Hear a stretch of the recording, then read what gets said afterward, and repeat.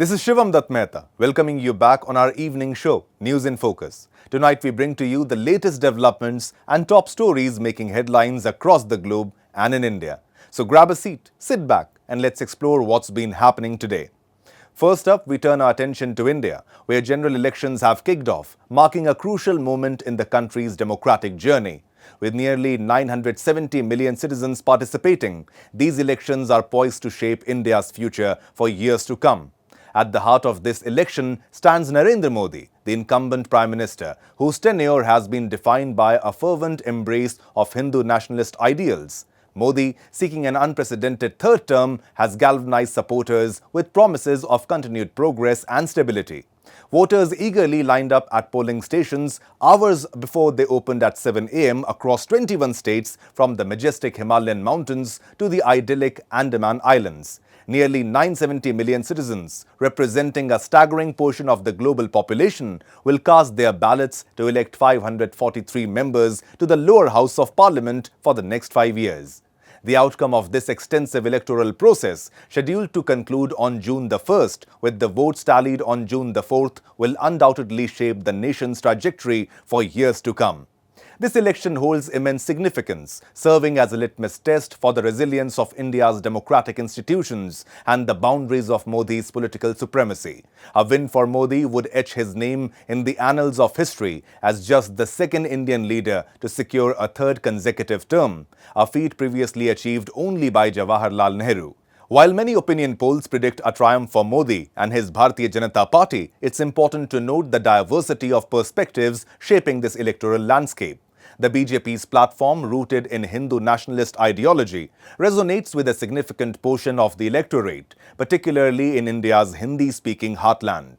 However, the opposition coalitions led by the Indian National Congress and supported by influential regional parties face significant challenges in presenting a cohesive and compelling alternative vision for the nation's future. As voters exercise their democratic rights, the outcome of this election remains uncertain. Regardless of the result, what is certain is the resilience of India's democratic spirit and the enduring commitment of its people to shaping a better future for themselves and generations to come. But that's not all. There is more news from elections in India today. Once again, the Chief Minister of West Bengal, Mamta Banerjee, is resorting to questionable tactics. At a public rally in Murshidabad, she made a plea to migrant workers who had returned to West Bengal for Eid celebrations, urging them to cast their votes in the ongoing Loksabha elections before leaving for work elsewhere. Her approach seemed to border on manipulation, as she singled out migrant workers and implied that their votes were pivotal to their future rather than the nation's future. She further insinuated that a BJP-led government at centre would strip away their Aadhaar, that is, their identification card, and citizenship if it regained power. Furthermore, Banerjee vehemently opposed the Citizenship Amendment Act, that is CAA, and the National Register of Citizens, that is NRC, in her state, going as far as to claim that she would not allow their implementation.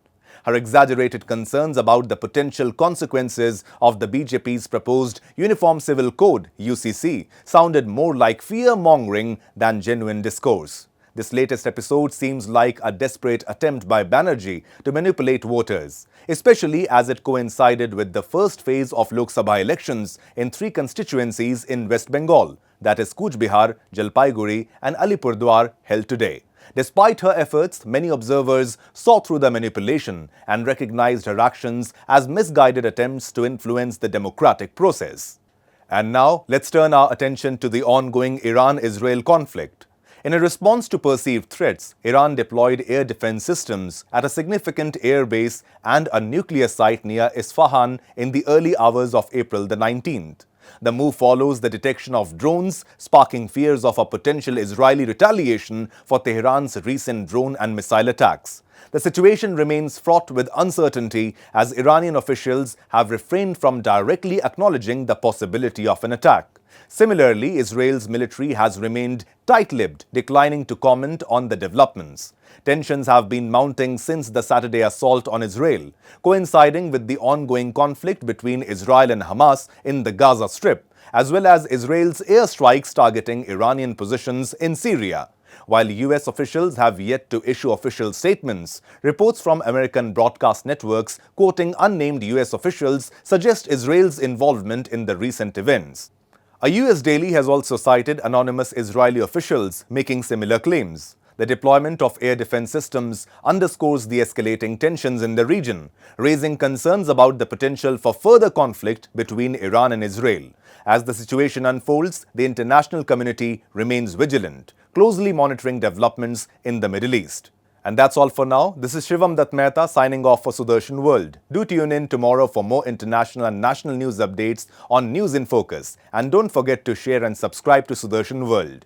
Jai Hind, Jai Bharat, Jai Hindustan.